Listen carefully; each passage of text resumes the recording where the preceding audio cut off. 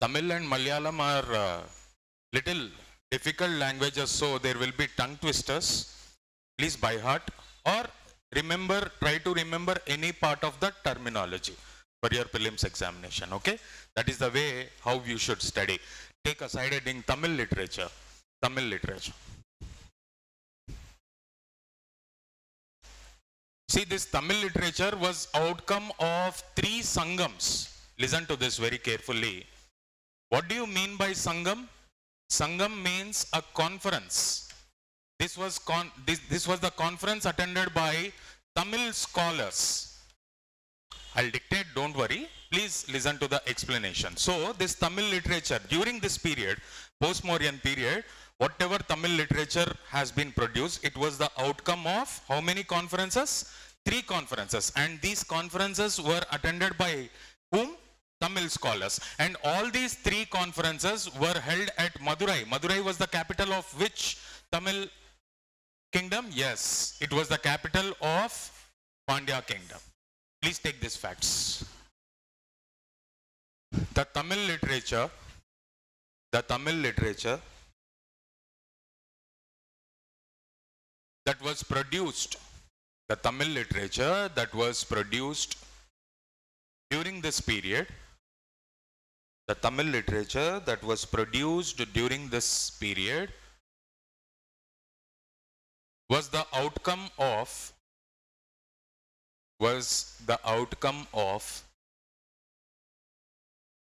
3 Sangams. It was the outcome of 3 Sangams. Sangam was conference. I'm explaining, understand and put it on the paper. Okay? Sangam was a conference that was attended by Tamil scholars. Sangam was a conference that was attended by the Tamil scholars.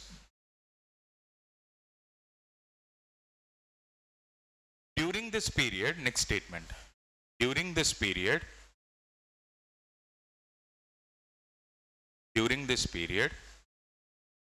3 Tamil conferences have held. During this period, 3 Tamil conferences have held in Madurai. In Madurai.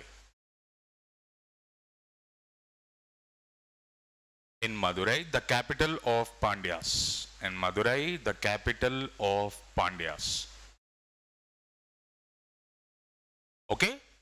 Now take this information in the form of a table, the conference and outcomes. Whatever Tamil literatures that were compiled, you have to write that on the other side. Okay? Names of the conferences and the outcomes. As I have told you, the text will be having, the text appear to be like tongue twisters. They are complex languages, very difficult languages to learn, Tamil and Malayalam. So you need to by heart those terminologies. Let me also tell you one fact. Totally 3 conferences were held, right? The first conference was completely mythological. It is also believed that it was attended by gods. So we need to skip that first conference. We need to focus more on the second and third conferences. Please take that point. The first conference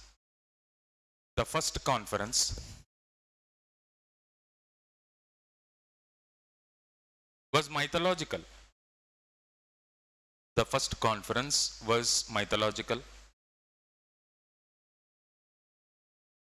It is believed to be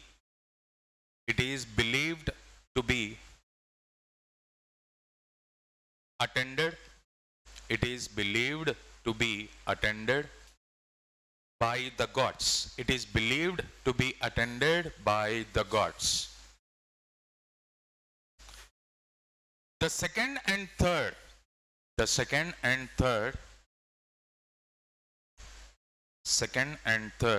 are historical.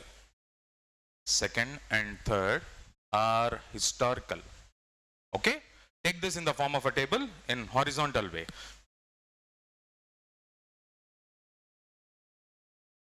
The first conference, Talai Sangam. What you have to write here? Mythological conference it is. Talai Sangam. Talai Sangam. Okay? The second conference is called as Idai Sangam. Idai Sangam. What was the outcome of this second conference? It is historical in nature. Earliest Tamil texts were produced. What could be earliest text when it comes to any language in the world? Grammar text. So Tamil grammar text was produced in this conference. That is the important outcome of this conference. Did you get my point? Please take that. Idai Sangam. The earliest Tamil text was produced. Earliest Tamil text was produced. Okay, take down the name.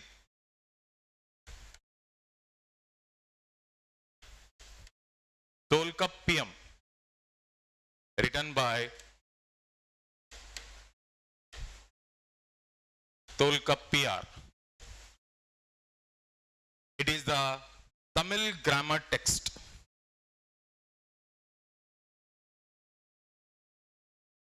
Idai Sangam, earliest Tamil texts were produced, and for any language, the earlier text that can be produced will be a grammar text. The same thing happened in this conference also. Tolkappiyam is a Tamil grammar text that was written by Tolkappiyar. And major developments have taken place. They were the outcomes of third Tamil conference, that is Kadai Sangam. Please take that part.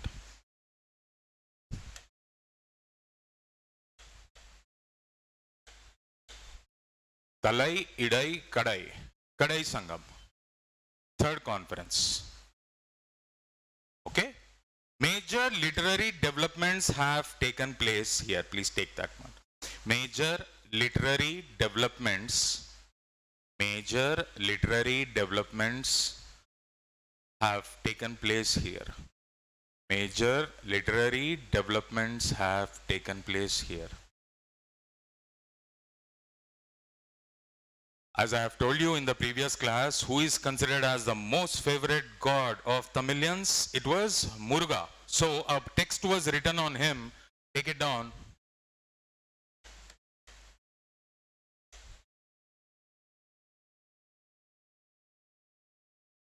Tirumurugaruppadai,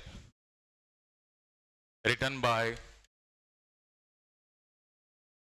Nakkirar. Tirumurugaruppadai. It was written by Nakkirar.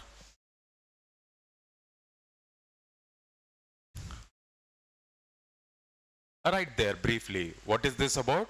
It is on the most sacred god, Muruga. Please take that one. Tirumurugaruppadai, written by Nakkirar, on the most sacred god,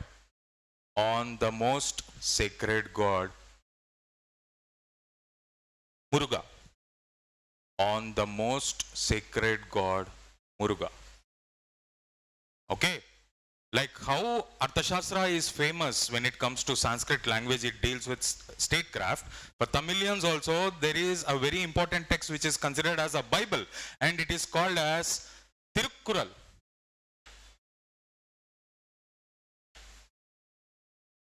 It was written by very popular personality. You might have listened to his name also, Tiruvalluvar.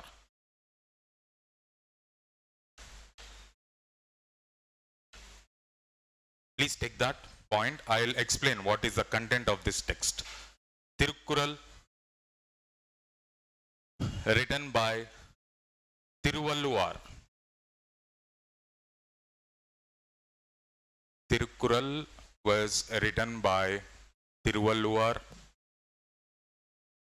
So what this book deals with? This book deals with statecraft. This book also deals with economic and social concepts. This book also deals with ethical and moral values. And this also deals with love. Please take that point. Tirukkural deals with Tirukkural, written by Tiruvalluvar. I hope everybody have written that. It deals with Statecraft. I've told you what statecraft is. Public administration, right? It deals with statecraft, comma, economical and social concepts, economical and social concepts, economical and social concepts, comma, ethical and moral values, ethical and moral values, comma, love, etc., etc. See, in Sanskrit we have got two great epics. What were they? When we were discussing about Vedic literature, there are two great epics, Ramayana and Mahabharata. Do you remember that? Like that, in Tamil literature, there are 5 great epics. Please take that as a side heading. So this was also outcome of the third conference. I have told you, for that purpose, different literary aspects can be seen here. Okay, 5 great epics. 5 great epics of Tamil literature. 5 great epics of Tamil literature. First one,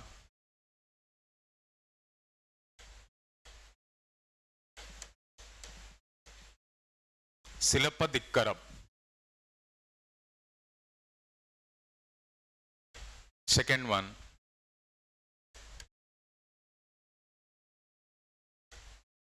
Manimegalai.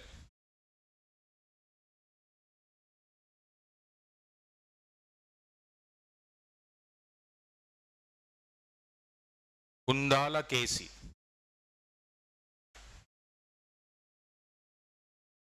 Silappatikaram, Manimegalai, Kundalakesi.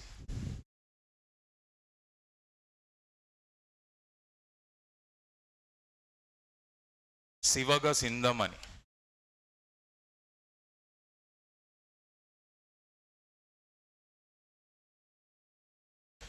Valayapati. These are the 5 great epics in Tamil literature.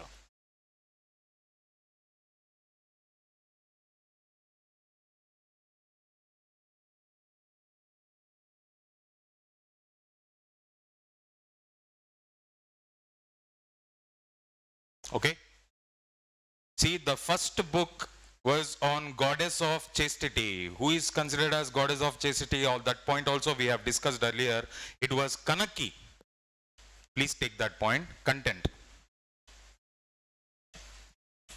This book is based on the story of, this text is based on the story of the goddess of chastity. The goddess of chastity, Kanaki. This book is based on the goddess of chastity. Her name was Kanaki. Okay? These two are Buddhist epics.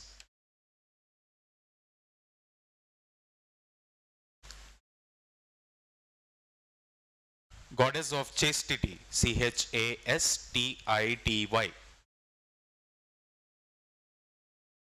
The first book was on goddess of chastity, Kanaki. Second and third are Buddhist epics. Okay? Last two, Jain epics. See, the Tamil society also got Aryanized. There was Vedic culture there. And when there were shortcomings, the philosophical movements also migrated to the Tamil society. It is as simple as that. So, this reflects that Buddhism and Jainism got spreaded to the Tamil society till the tip of peninsular India. Is that clear to you? So, the last two are Jain epics. So, we need to write about the names of the authors also here. The first book is based on the goddess of chastity, Kanaki. Second and third are Buddhist epics. And the last two are Jain epics. Okay? I'm rubbing this. Can I rub this? The author of first book, what is that? Silappatikaram. It was written by Ilango Adigal. Silapadikaram was written by Ilango Adigal?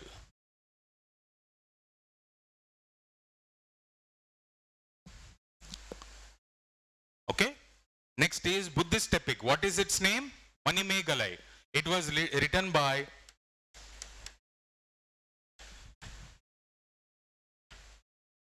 Sattalai Sattanar. Manimekalai was written by Sattalai Sattanar.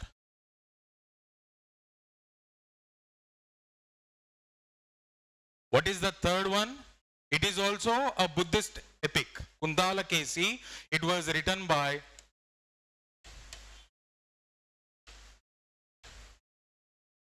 Natha Kutanar.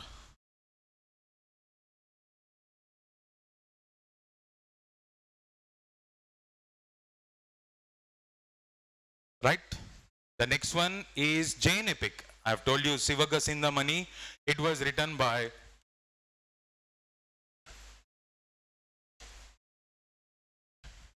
Tirutukadevar.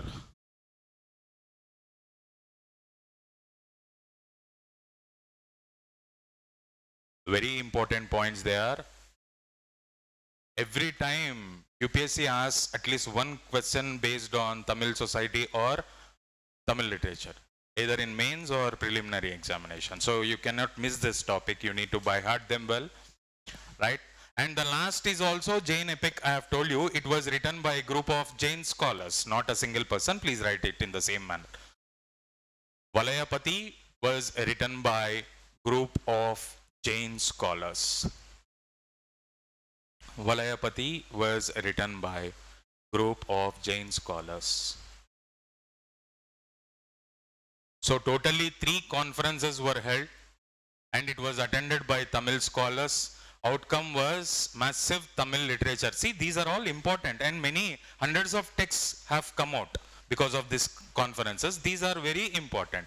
One was based on the sacred god Muruga, one was based on the Tamil grammar text, one was based on the epics, and one was based on, Inkemune.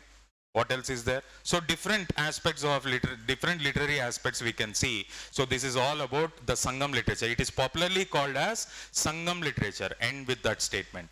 It is popularly called as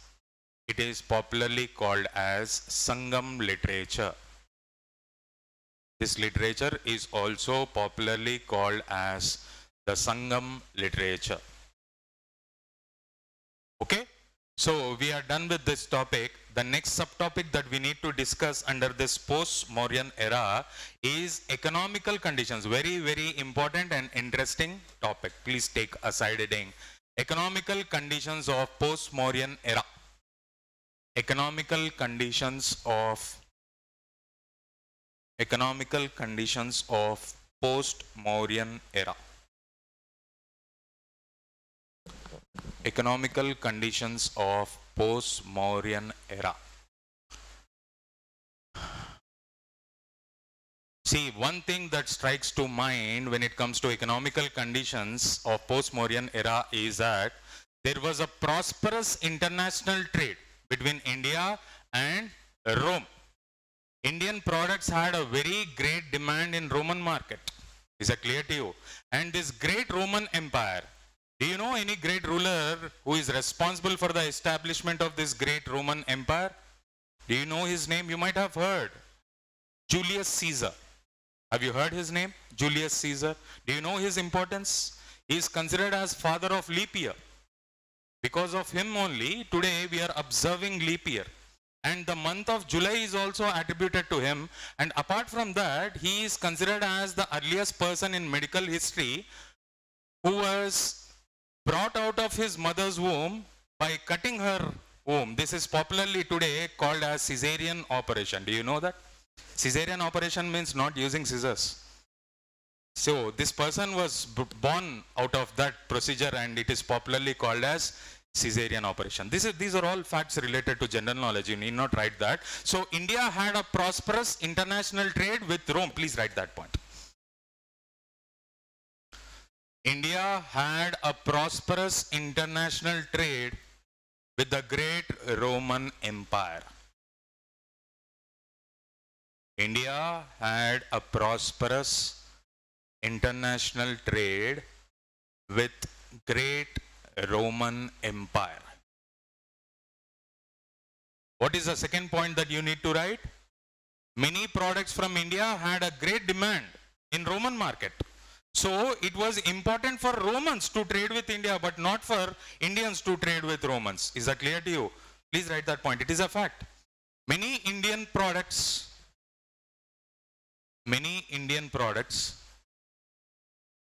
had a great demand in the Roman market.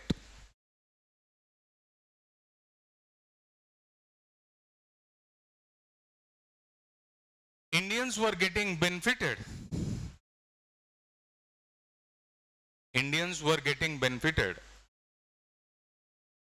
Because of this trade.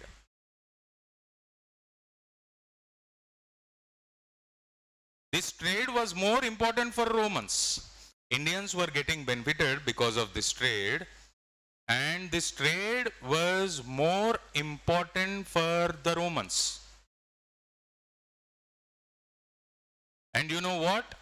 The same scenario continued until the coming of the Britishers. India stood as a powerhouse in entire world trade. Indian products enjoyed the surplus trade.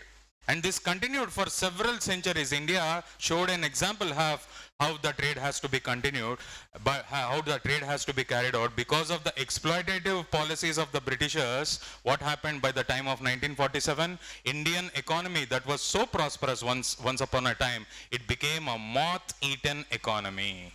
Right? Okay, you need not write that. But what products had a great demand in this Roman market? Can you guess few names? Spices, write it down. The following products had a great demand in Rome. The following products had a great demand in Rome. Spices. And which kingdom was excelled in this spice trade? Majority of the spices went from Chera kingdom. Please take that point. Spices. These are very important facts. Okay, please don't miss anything. Spices that mostly went from, I'm using the word mostly. Okay, I'm not using that they only went from. Okay, that mostly went from Chera kingdom.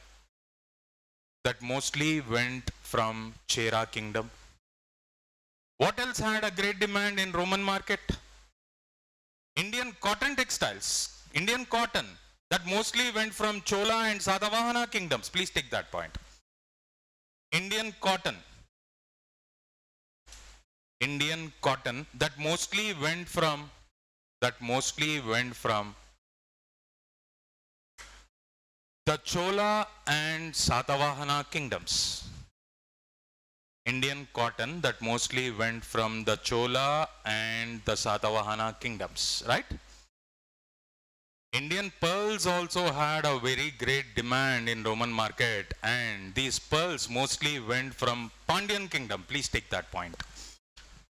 Indian pearls also had a great demand in Rome. Indian pearls also had a great demand in Rome. That mostly went from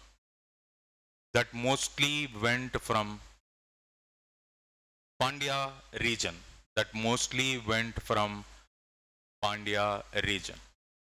See, there are 2 points if we observe about this international trade. It was very important for Romans, that you know. Indians were getting benefited because of this, that also you know. These products were much loved by the rich families of Rome, aristocratic families. And what did you observe when you observed the kingdoms and all? The South Indian trade dominated the North Indian trade, yes or no?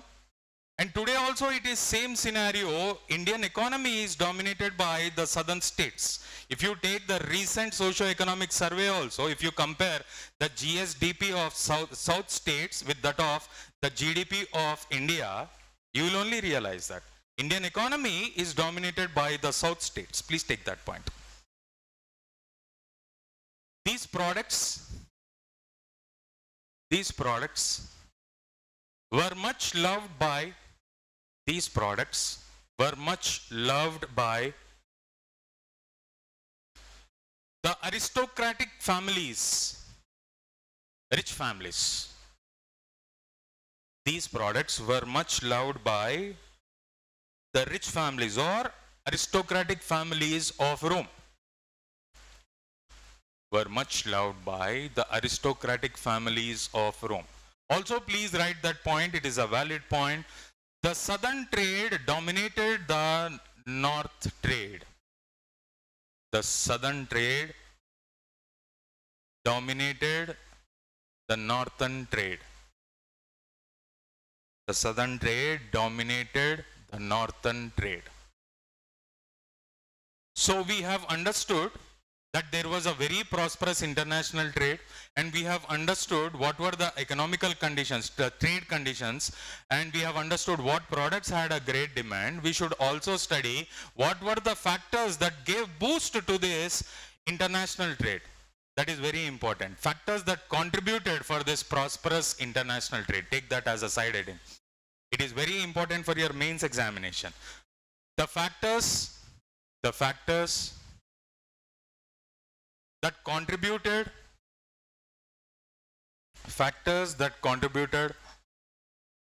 for this prosperous international trade. Factors that contributed for this prosperous international trade. Right? See, the first factor that was responsible is, listen to this story.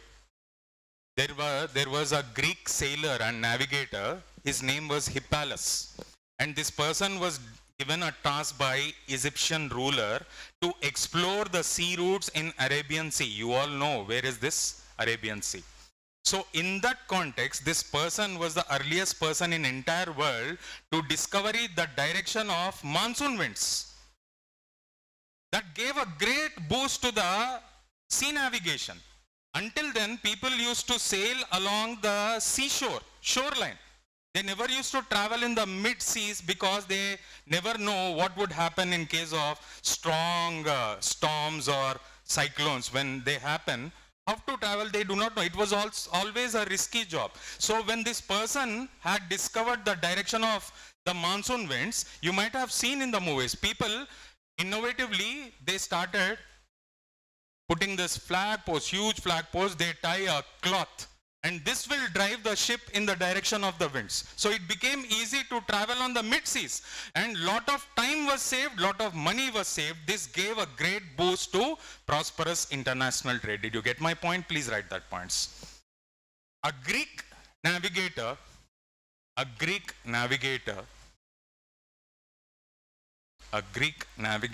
named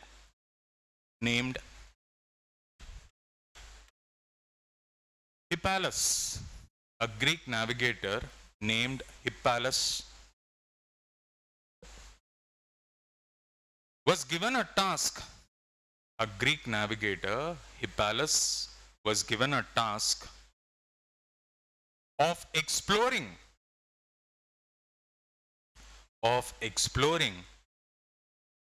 the sea routes,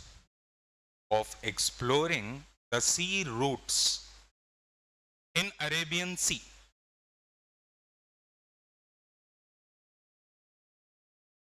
Okay? He was the first person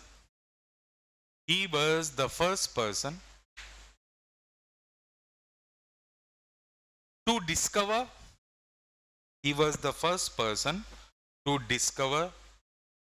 the direction of monsoon winds. He was the first person to discover the direction of monsoon winds. Okay? This contributed a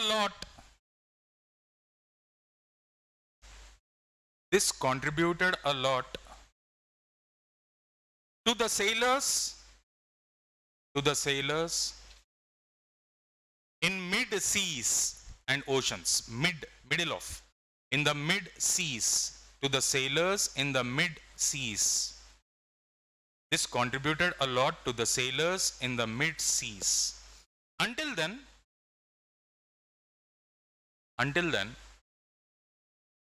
it was a very risky affair. Until then, it was a very risky affair. And people used to travel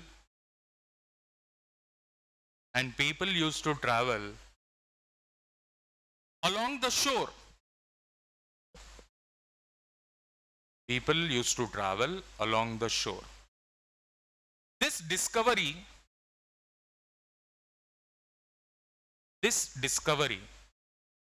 had saved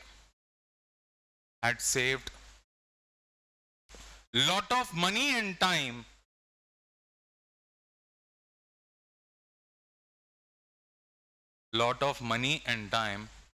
and contributed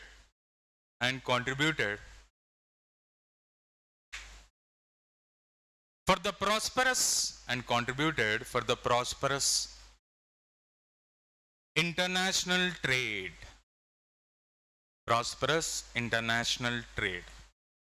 So did you get an understanding about this point? It is very important point. Hippala's discovery gave a great boost to the prosperous international trade, and that prosperous international trade was happening between Rome and India. Is that clear to you, everybody? And there is also a second factor that gave a boost to the prosperous international trade. It is alternative silk route. Please take that as a side heading. Alternative silk route. Very important points they are. Alternative silk route. See, listen to this. Like how Indian cotton textiles had a great demand in Roman market, the Chinese silk also had a very great demand in Rome. And how that silk was carried from China to Roman Empire means through Central Asia. Our Indian products used to take a sea route. The Chinese products have taken the route of Central Asia, that is called as Silk Road. It is part of One Belt, One Road policy of China. You might have studied that in international relationship. So, but this Silk Road was always inhabited by very barbaric these tribals, warlords and tribes were there in this Central Asia. They used to always disturb these merchants and travelers in Central Asia. So the Chinese have come up with alternative Silk Route that passes from India. And with this, Indians started to mint more money acting as mediators in this silk trade. So that gave a great boost to this prosperous international trade. I'll tell you the route also, how that silk was traded from China to Europe through this alternative silk route. Please take that point. The Chinese silk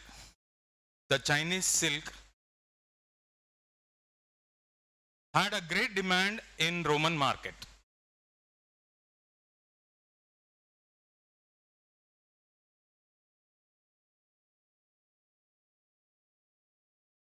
The original Silk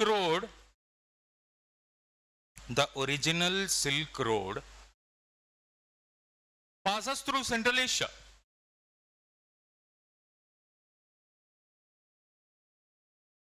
Original Silk Road passes through Central Asia, which was inhabited by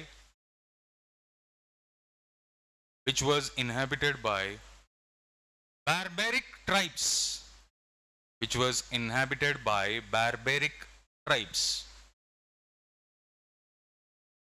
Who always troubled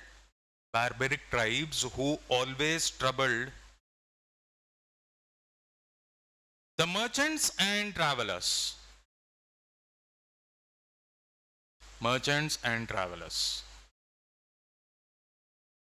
So an alternative silk route was used by the merchants. Alternative silk route was used by the merchants. See, if this is China, the silk goes to Tibet from China. From Tibet, it comes to Sikkim. From Sikkim, it comes to central India.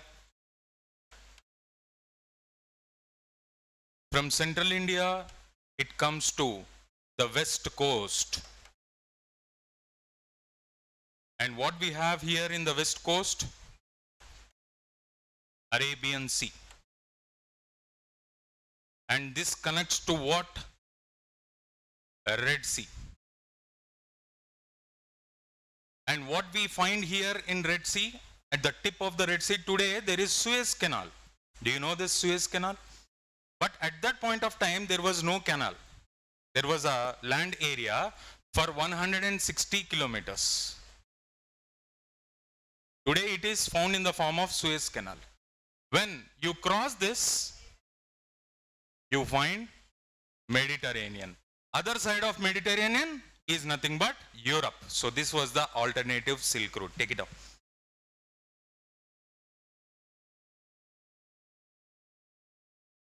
In 1860s, Suez Canal was jointly built by English and French. Okay? Until then, there was no Suez Canal. Please take that. Alternative Silk Road. Silk Route. From China to Tibet. From Tibet to Sikkim. Sikkim to central India. From central India to the west coast. West coast to Arabian Sea. Arabian Sea connects to the Red Sea. That connects to the land of 160 kilometers. There only you write. Today it is found in the form of Suez Canal. Land of 160 kilometers.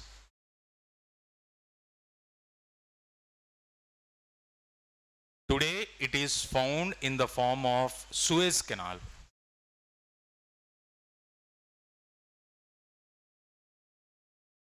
Also write that additional point, jointly built by English and French in 1860s. Suez Canal was jointly built by the English and French in 1860s.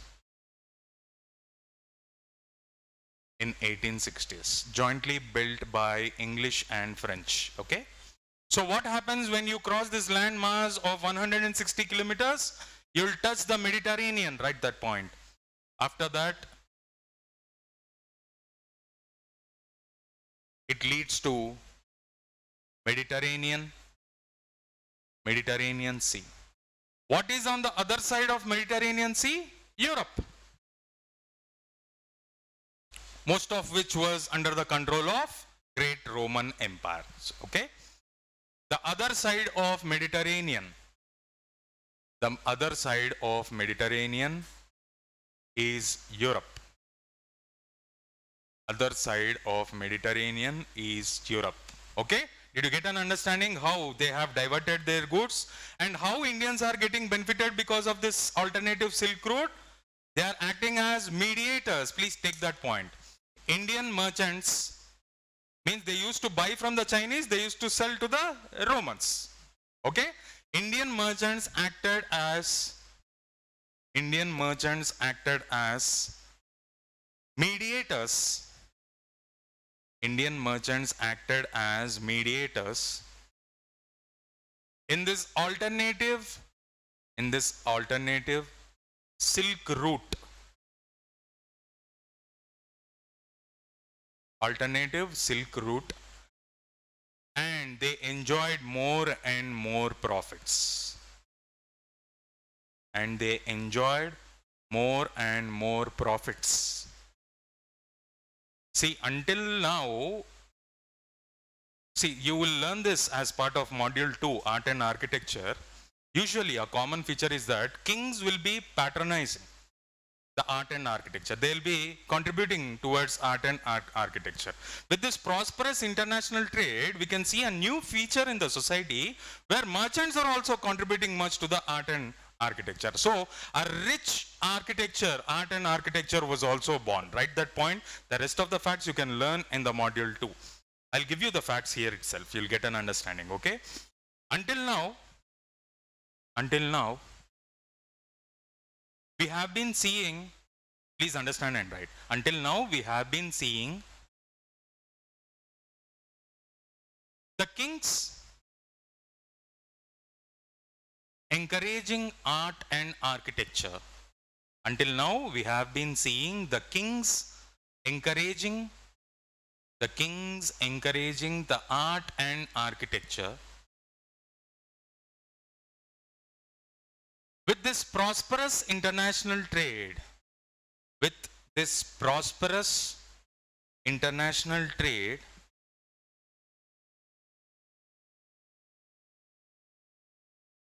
merchants also, with this prosperous international trade, merchants also started to contribute.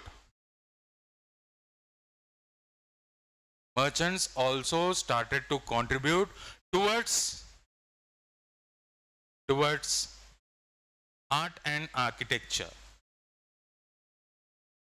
Towards art and architecture. This gave a rich look to the art and architecture.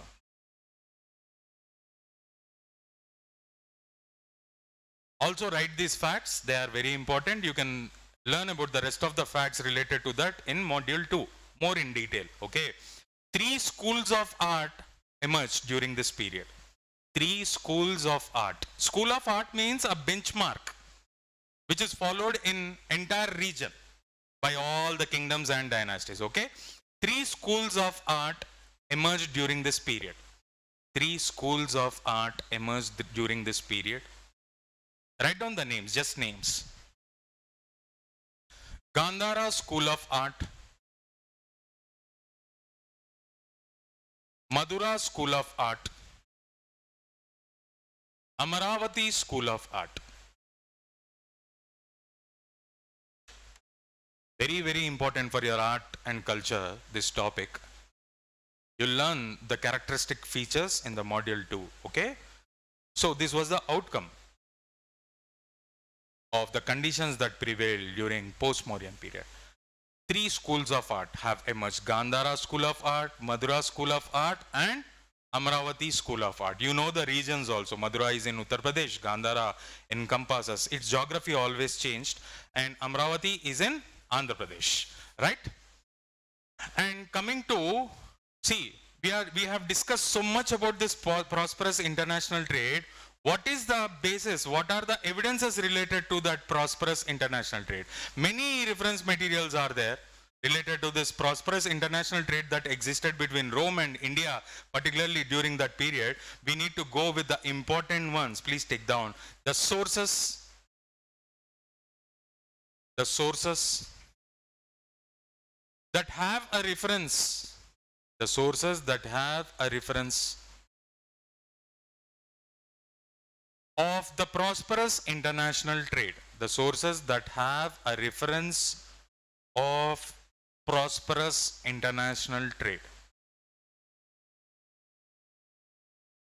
First one, already we have discussed about this book called Natural History. Who wrote this Natural History? We got a reference of this in Mauryan Kingdom. It was written by Pliny in Latin language, I have told you, right? Please write the same source. Natural History.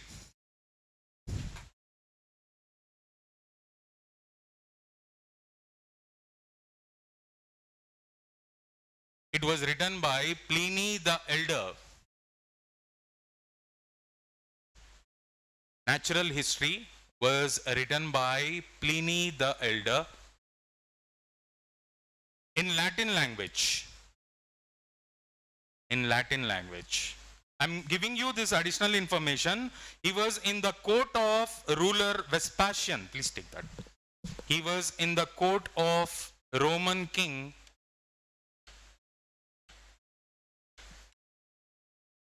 he was in the court of Roman king Vespasian. So earlier, what reference we have taken from this book? Pliny is expressing his thought on the Mauryan defense forces, the infantry, cavalry, elephantry and chariotry.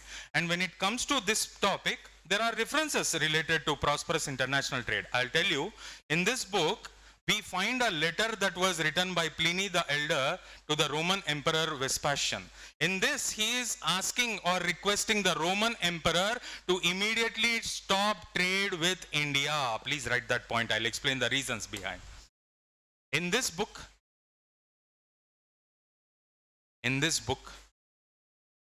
there is a reference of Pliny's letter. In this book, there is a reference of Pliny's letter to the Roman Emperor. To the Roman Emperor.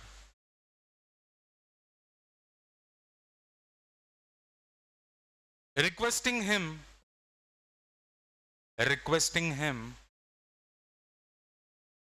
to immediately, Roman Emperor requesting him to immediately suspend the trade with India.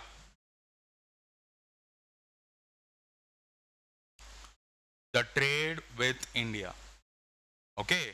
You want to know the reasons behind?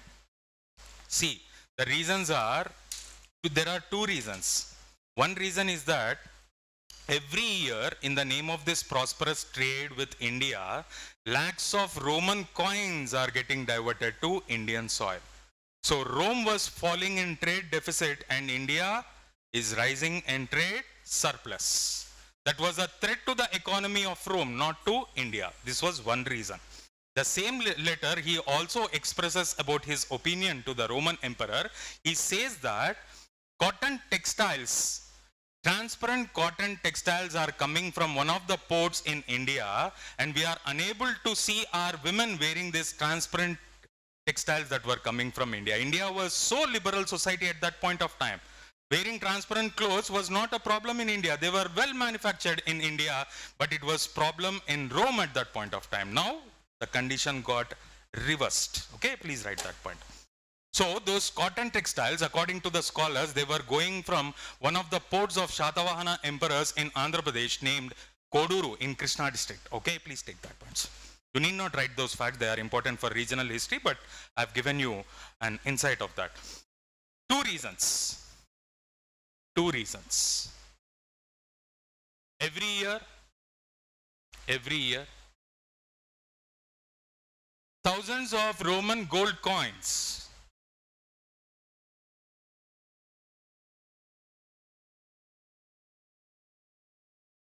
are going to India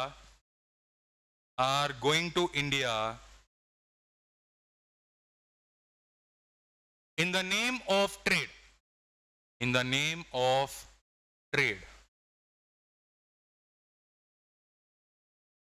Rome, in the name of trade, full stop. Rome was falling in deficit.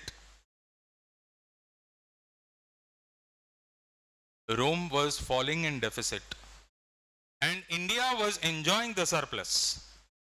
Rome was falling in deficit and India was enjoying the surplus. It was a threat to, where do you find these terminologies, trade surplus and trade deficit? Economy, నాకు కూడా తెలుసు, అదేమన్నా జాగ్రఫీలో ఉంటుందా? Balance of payments. Do you know this concept? Have you studied about it? Yes. So it was a threat to the balance of payments. It was a threat to the balance of payments of Rome.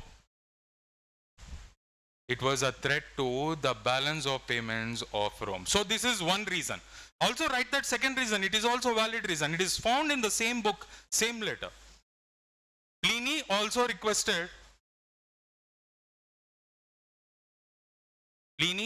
requested the Roman emperor to immediately suspend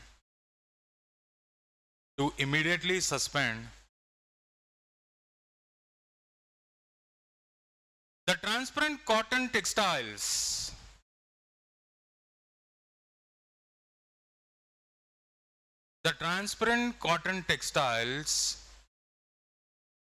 that were coming from India.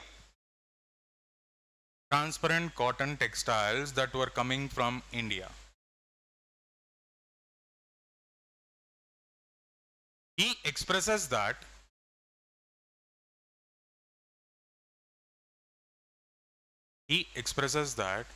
Roman males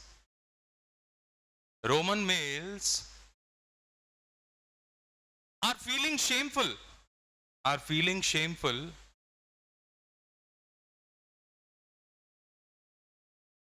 to see their women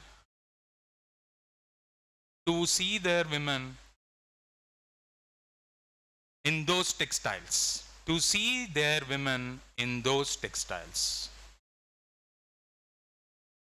Okay?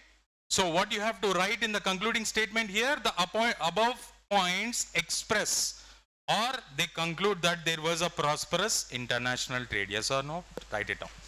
The above points clearly show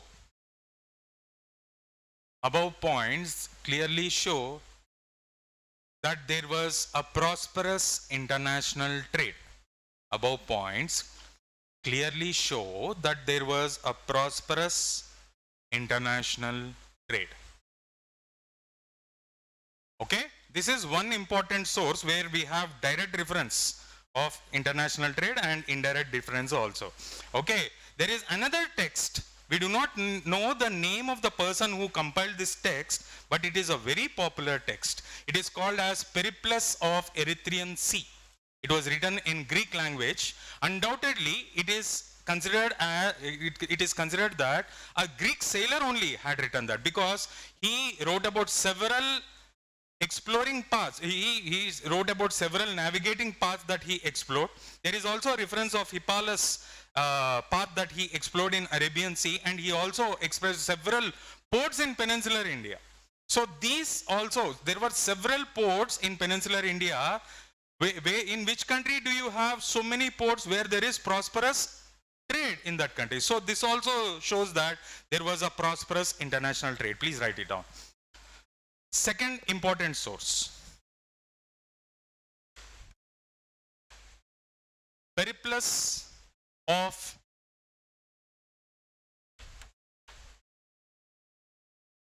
Erythraean Sea.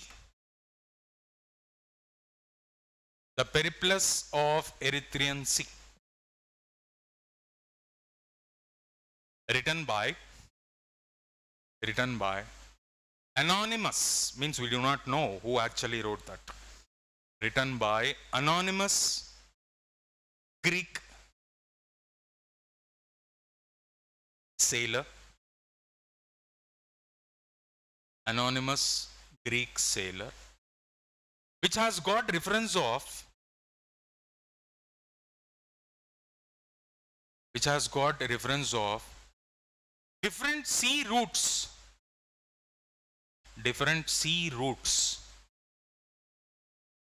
to peninsular India. Different sea routes to peninsular India. Okay? It also has a reference of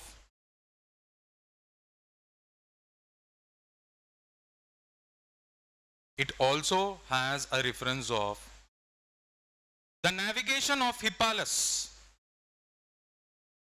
It also has a reference of the navigation of Hippalus. Hippalus.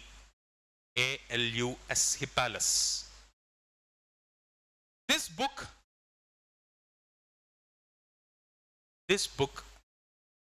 refers to several ports. This book refers to several ports in peninsular India.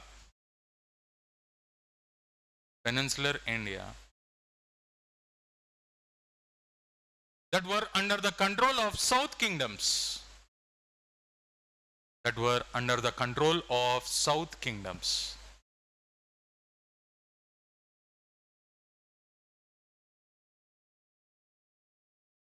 Okay? This also shows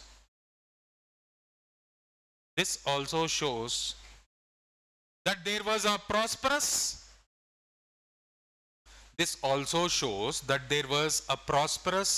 international trade.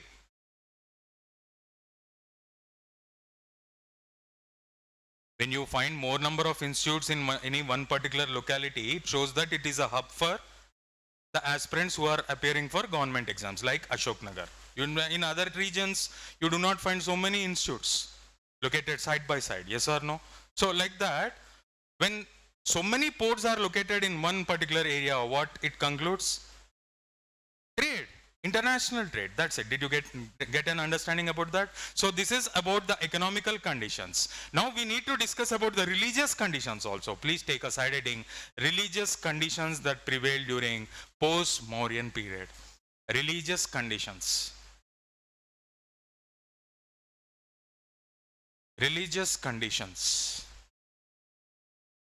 Now you tell me the religious developments you have been and listening to the story right from earliest known period till now. Religious developments. What were the major religious developments? I have told you, in the north, Magadha came under the control of Shungas.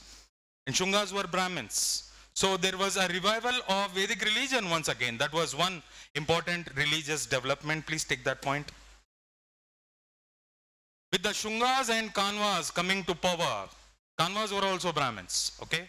With the Shungas and Kanvas,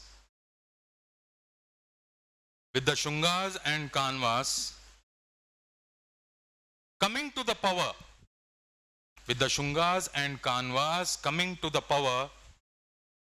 in the north,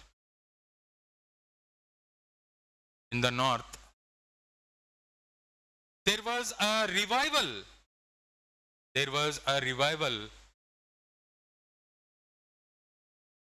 of Vedic religion.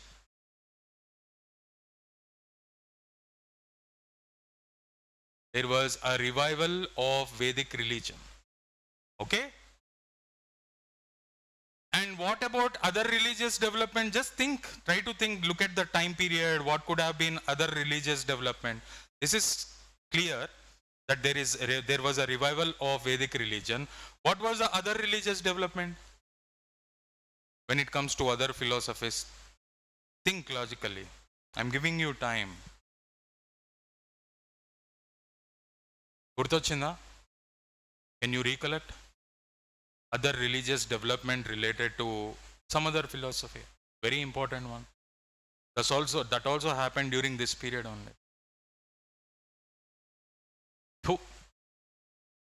Buddhism got split into Hinayana Buddhism and Mahayana Buddhism. That was also religious development. Now you can see images of Buddha also coming into limelight. Yes or no? That is another major religious development. Right? Buddhism got split into 1st century AD falls in this time period only, no? It happened during Kanishka's period. Okay? Buddhism got split into Hinayana Buddhism and Mahayana Buddhism. If you don't revise regularly, you will get COVID-19. Buddhism got split into Hinayana Buddhism and Mahayana Buddhism. Okay? People started to worship, write it down. People started to worship to the images of Buddha. People started to worship to the images of Buddha. What is another major development in religious front? Although already we have discussed about that. We have discussed a particular point related to Heliodorus inscription. What is saying in that? He is claiming himself as the greatest devotee of Lord Krishna. I have told you, Bhagavata philosophy also became very popular during this period. It was not only attracted by Indians, but also many foreigners. Please write that point. Bhagavata philosophy. Bhagavata philosophy. became a very popular philosophy. Bhagavata philosophy became a very popular philosophy during this period. Bhagavata philosophy became a very popular philosophy during this period. It was not only attracted by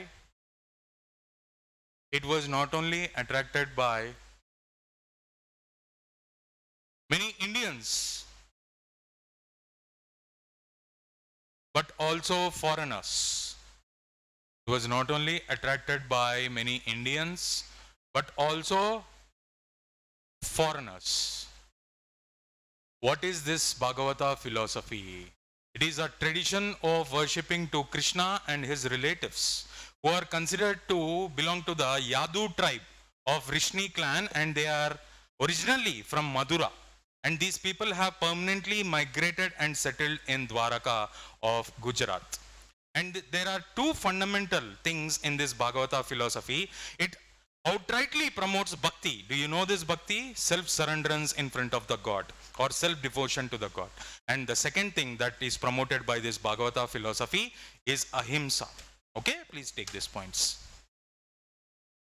The philosophy focuses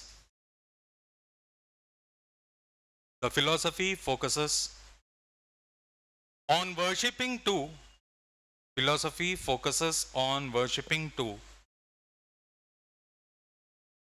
Krishna and his relatives. It focuses on worshipping to Krishna and his relatives, okay, who belonged to Yadu tribe.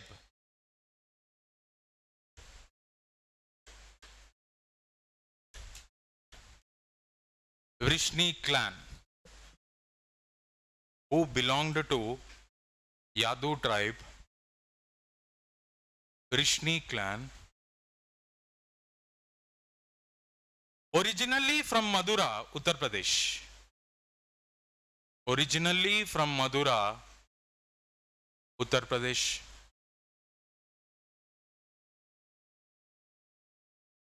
They permanently migrated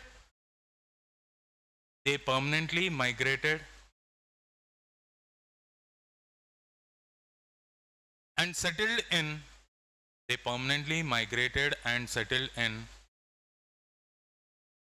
Dwaraka of Gujarat. Permanently migrated and settled in Dwaraka of Gujarat. Okay? This philosophy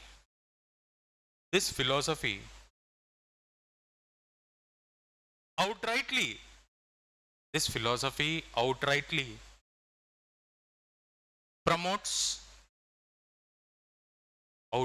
promotes bhakti and ahimsa. This philosophy outrightly promotes bhakti and ahimsa. Okay? So we are done with the religious conditions also, and we are done with this chapter post-Mauryan era. Have a quick revision. Let me know if you have any doubts right from the starting point to whatever is taught now in this chapter. Refer to all the facts, political conditions, different kingdoms, different conditions. We are not focusing on administrative conditions. Why? Because many regional kingdoms are there. So you need not waste your time on that particular aspect, right?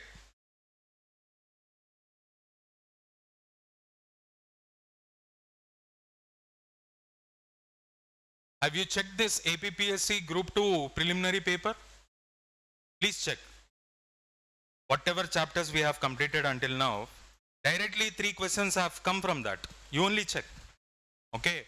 And when it comes to entire module that I taught till today in other institutes, I teach ancient medieval history, I teach post-independent era, I teach world history, I teach modern Indian history also. I can definitely guarantee that at least 25 questions have directly come from the notes. So for that purpose only, I focus more in the classroom. I make you people to write more and more. Okay, don't miss anything. Please focus on the facts. If at all you do not get through this UPSC prelims, you will land up successfully in some exam like state services at least. Okay, please read.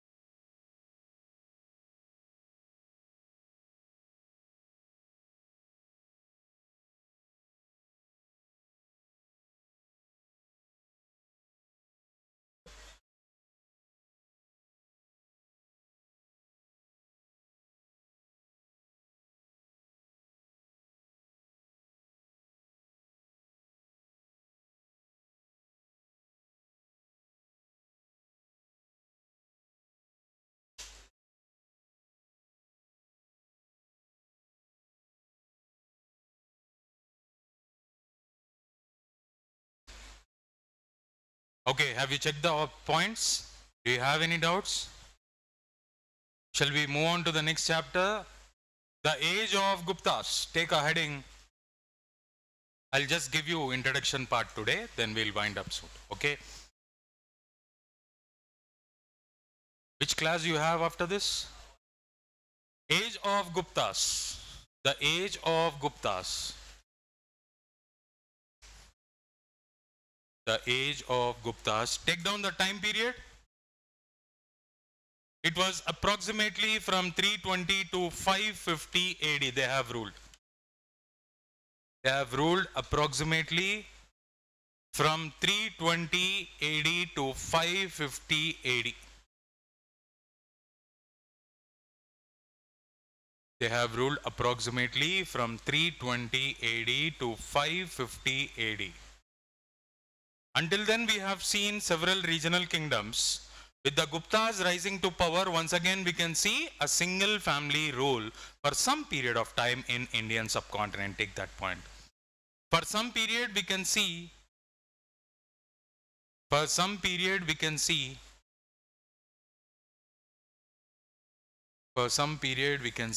again a single family rule.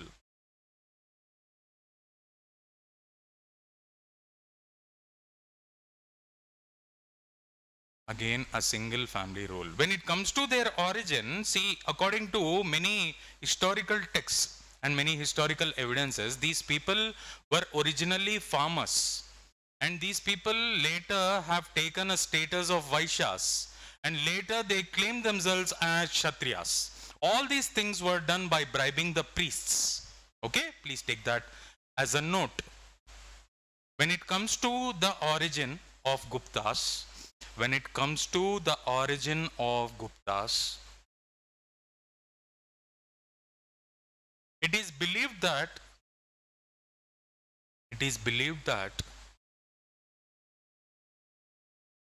they were originally farmers.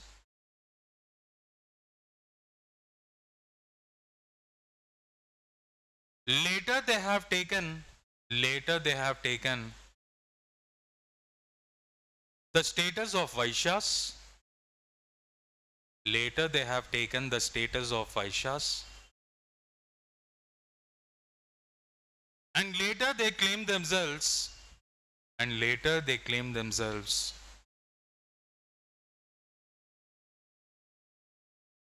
Kshatriyas. Later they claim themselves as Kshatriyas. You need not write that point, bribing the priests and all. It is understood. Okay. So these people, so we are more interested in their political affairs, about their family when they became rulers. So these people, they were initially subordinate rulers under Kushans. When the Kushans declined, these people have declared themselves as independent rulers. Please take that point. They were initially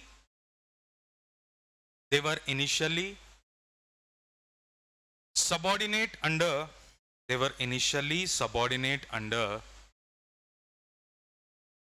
the Kushans. They were initially subordinate under the Kushans. After the decline of Kushans,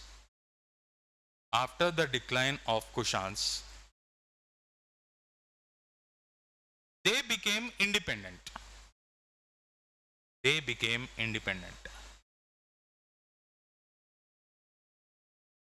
Okay? They became independent. What was their capital? Pataliputra. Please take it down. Pataliputra was the capital.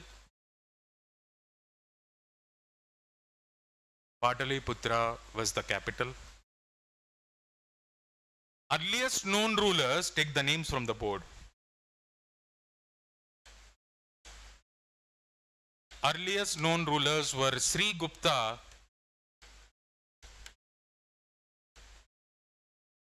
Ghatotkacha Gupta. Earliest known rulers were Sri Gupta and Ghatotkacha Gupta. They were not independent.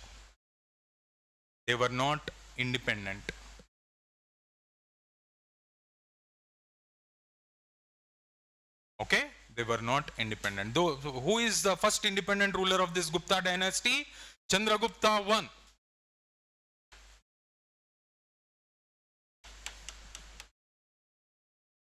Chandragupta I was the first independent king of this dynasty. Chandragupta I is the first independent king of this dynasty. Okay. Now, see, when it comes to these Gupta rulers or Gupta rule in India, I told you already, this period is considered as golden era for Sanskrit literature in India. Please take that point. The period of Guptas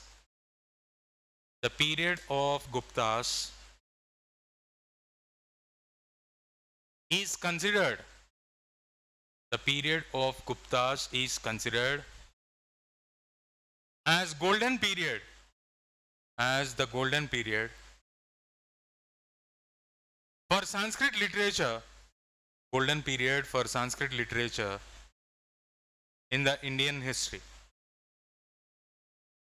Sanskrit literature in the Indian history. And there is another fact related to these Gupta rulers. The largest number of gold coins in entire Indian history were minted during Gupta rule. They were called as dinars. Please take that point. The largest number of gold coins, the largest number of gold coins in entire Indian history, the largest number of gold coins in entire Indian history were minted during the rule of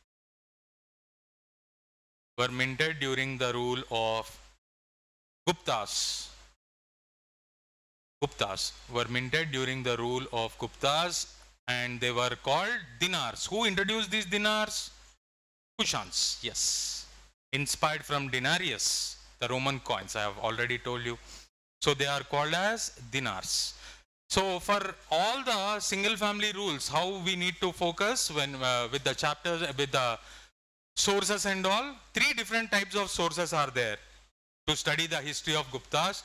They are literary sources, inscriptions and coins. Numismatics already started. So numismatics plays a great role in studying the history of Guptas. Please write that and we'll wind up. There are three important sources. In detail, we'll study tomorrow the sources and all. Today the time will not be sufficient. Okay? There are three important sources.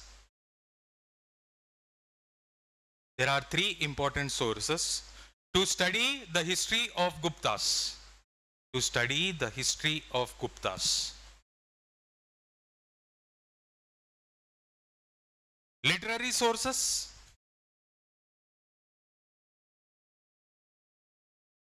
both Indian and foreign. Literary sources, both Indian and foreign. Inscriptions,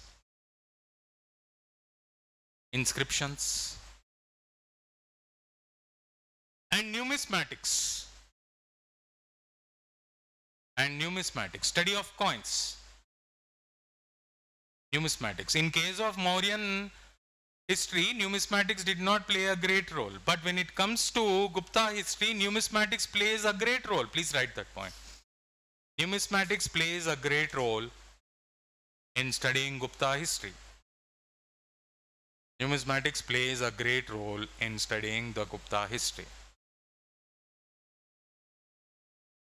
Okay, the rest of the facts we'll discuss tomorrow. Please check your notes and let me know if you have any doubts.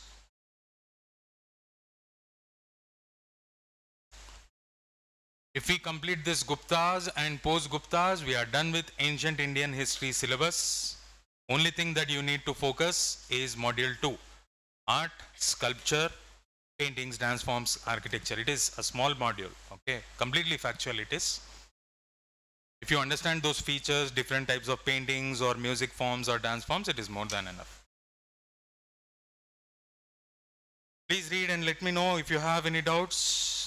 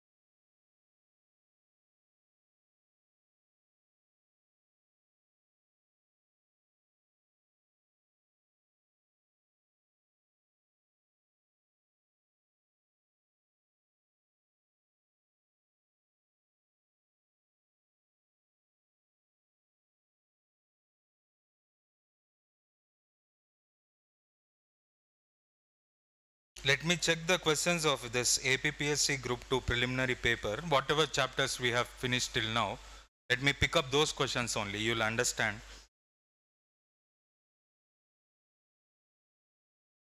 I'm not going to the questions beyond the topics that I have taught, that we can do it in the future.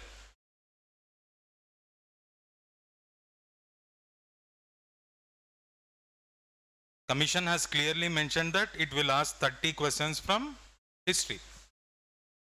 So in those 30 questions, let me check once again.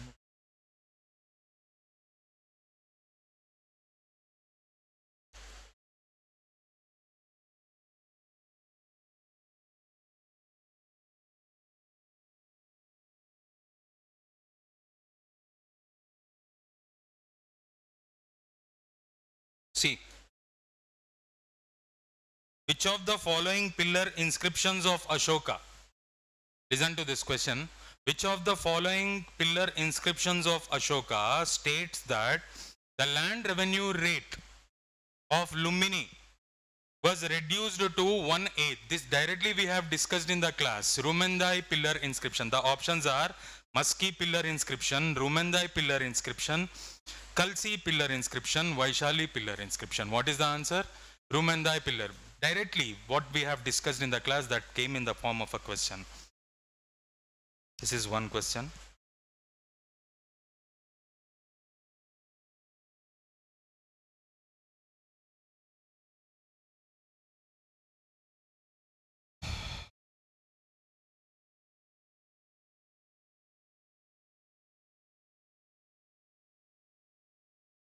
Which of the following is not a Harappan site? Sutkejendor, Surkotada, So Gaura, Rakhi Ghari. All the three you know. What is the odd one out here? So Gaura. It is the right answer. So, yeah, see another question is there. Which of the following inscriptions mentions the names of Vedic gods? Indra, Varuna, Mitra. The options are Manshira inscription, Shabasgir inscription, Bogaskoi inscription, Junagadh inscription. We have clearly studied about Max Muller's theory. In that I have told you Bogaskoi inscription found in Central Asia has a reference of Aryans migrating along with their gods. The names also I have told you in the class. 3 questions. Yes, we haven't completed that topic, so I am not giving that. Till whatever we have discussed till now, only those questions I am discussing. Only questions from those chapters. So directly they have come. So focus well, read well. Focus well on the notes, then you go for reference materials. It will be definitely helpful for you, okay? Right? See you tomorrow. Have a good day.